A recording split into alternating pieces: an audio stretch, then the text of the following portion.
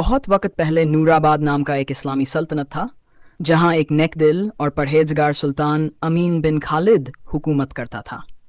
وہاں اللہ تعالیٰ کا شکر گزار، انصاف پسند اور رحمت دل شاسک تھا۔ اس کی 7 بیٹیاں تھیں جو دین، حیا، علم اور ادب میں کمال رکھتی تھیں۔ رانی کا انتقال بہت پہلے ہو چکا تھا، لیکن سلطان نے بیٹیوں کی پرورش قرآن اور حدیث کی روشنی میں کی۔ ہر بیٹی کے نام ایک اسلامی صفت پر رکھا گیا تھا، اور ان کے نام ایمان، سچی ایمان والی، توحید اور یقین سے بھرپور، حیا، پردہ دار، شرم اور ترجمان ادب کی مثال، صبر اور سہنشیلتا کی مورت، علم اور حکمت کی دیوانی، انصافہ، عدل اور انصاف کرنے والی، رحم اور شفقت سے بھرپور، توکلہ، ہر حال میں اللہ پر توکل کرنے والی۔ کہانی کی شروعات ایک روز فجر کی نماز کے بعد سلطان امین مسجد میں تلاوت کر رہے تھے۔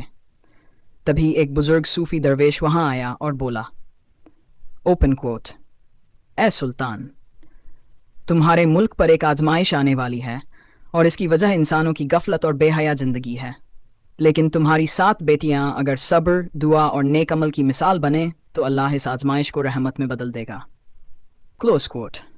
سلطان چونکا، لیکن پھر اللہ پر بھروسہ کرتے ہوئے اپنی بیٹیوں کو بلایا۔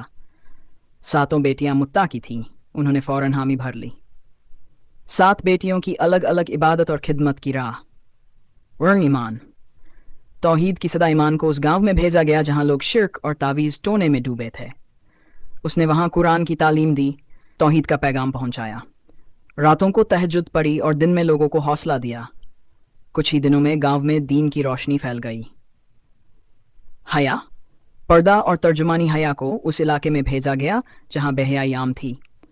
وہاں اس نے حجاب کی اہمیت سمجھائی، خود مثال بن کر پردے کے ساتھ لوگوں سے ملا، چھوٹی بچیوں کو تعلیم دی اور عورتوں کو اپنے عظمت کی پہچان کروائی۔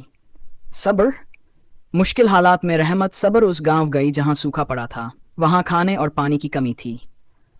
اس نے لوگوں کو صبر کی تعلیم دی، خود کم کھا کر دوسروں کو کھلایا، اللہ سے دعا کی۔ کچھ ہی ہفتوں میں بارش آئی اور زمین ہری ہو گئی۔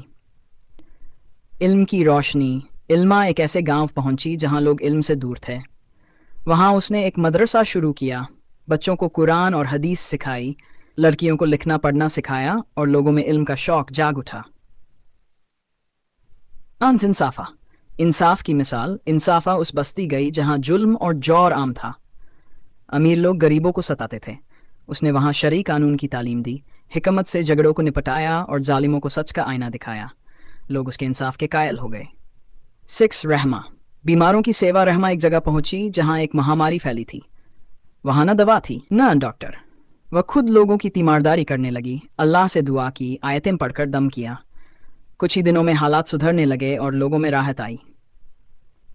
توکلہ، اللہ پر بھروسہ۔ توکلہ کو اس جگہ بھیجا گیا جہاں لوگ مایوس تھے، اللہ کی رحمت سے نا امید تھے۔ اس نے اللہ کی رحمت اور قدرت کے واقعہ سنائے، لوگوں کو توکل سکھایا۔ اس نے خود سخت حالات میں بھی مسکرانا نہیں چھوڑا۔ امتحان پورا اور اللہ کی مدد، 6 دن بعد 7 بیٹیاں واپس لوٹ آئیں۔ انہوں نے سچے دل سے عبادت کی، خدمت کی اور اللہ پر یقین رکھا۔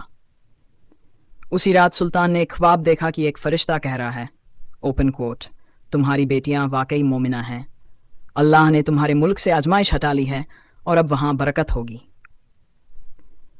کلوز کوٹ۔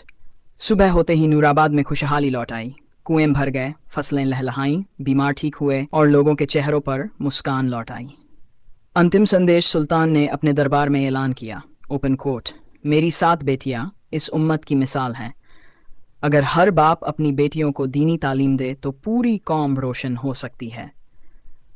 7 بیٹیاں بعد میں اپنے اپنے علاقوں میں محبت، عدل اور دین کی روشنی پھیلاتی رہیں۔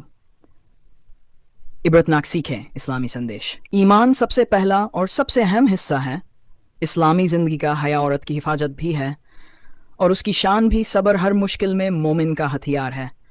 علم زندگی کو روشن کرتا ہے۔ انصاف سے ہی امن اور عزت قائم ہوتی ہے۔ رحمت انسان کو فرشتہ بنا دیتی ہے۔ توکل اللہ سے رشتہ مضبوط کرتا ہے۔